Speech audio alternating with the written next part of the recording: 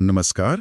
आज हम बात कर रहे हैं ईरान की। हाँ, और जो हाल में अमेरिकी हमले हुए हैं उन पर काफी खबरें चल रही हैं। बिल्कुल। कई रिपोर्ट्स हैं, अलग अलग जानकारियां आ रही हैं, तो सोचा जरा इन्हें ठीक से खंगालें। हाँ, समझना जरूरी है कि क्या हुआ है, क्यों हुआ है। तो हमारे पास जो जानकारी है वो ये बता रही है कि शायद 22 या 23 जून के आसपास जी, इसी हफ्ते की बात है। अमेरिका ने ईरान के कुछ बहुत ही अहम परमाणु ठिकानों पर हवाई हमले किए हैं। इसमें फोर्डो है, नतान्ज। और इस्फहान भी। ये तीनों ही ईरान के परमाणु कार्यक्रम के लिए काफी महत्वपूर्ण माने जाते हैं। हाँ हाँ, इस्फहान भी। तो आज हम यही समझने की कोशिश करेंगे कि इसमें खास क्या है, अलग अलग पक्ष क्या कह रहे हैं और इसका मतलब क्या हो सकता है आगे के लिए। बिल्कुल। तो शुरुआत करते हैं इस खबर से। बताया जा रहा है कि अमेरिका के B-2 बॉम्बर्स थे इसमें शामिल। हाँ, B-2 स्टेल्थ बॉम्बर्स। और उन्होंने इस्तेमाल किए बंकर बस्टर बम। मतलब वो जो बहुत मजबूत किलाबंदी को भी भेज सकते हैं। जी बिल्कुल। ये बम जमीन के नीचे बने मजबूत ढांचों को तबाह करने के लिए ही डिजाइन किए जाते हैं। और ये ठिकाने फोर्डो, नतान्ज, ये काफी गहरे और सुरक्षित बनाए गए हैं। अच्छा, और इस पर अमेरिकी राष्ट्रपति डोनाल्ड ट्रंप का भी बयान आया है। हाँ, उनका दावा है कि इन हमलों से ईरान को बहुत बड़ा नुकसान हुआ है, जिसे उन्होंने मॉन्यूमेंटल डैमेज कहा। और उन्होंने साफ तौर पे कहा कि हमले ईरान को परमाणु हथियार बनाने से रोकने के लिए किए गए थे।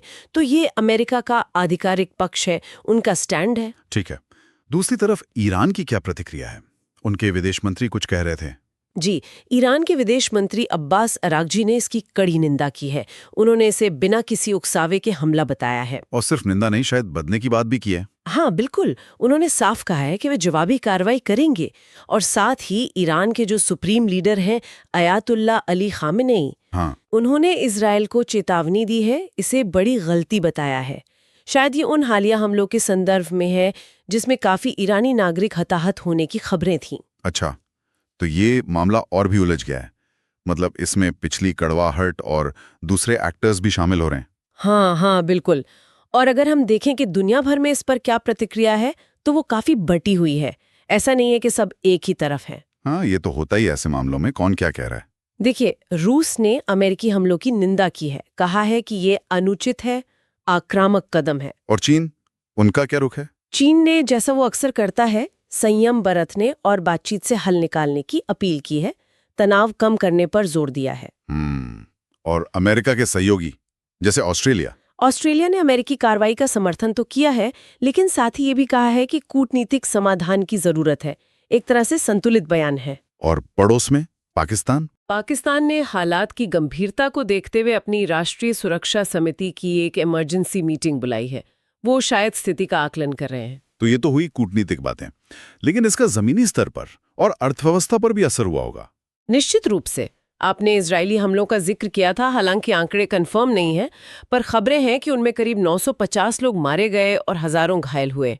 ये मानवीय पहलू है। हाँ, ये बहुत गंभीर बात है। और आर्थिक मोर्चे पर जैसे ही ये खबर आई, सप्लाई में दिक्कत की आशंका से कच्चे तेल की कीमतों में एकदम से उछाल आ गया। अच्छा, तेल महंगा हो गया? हाँ, और साथ ही एशिया के शेयर बाजारों में गिरावट देखी गई।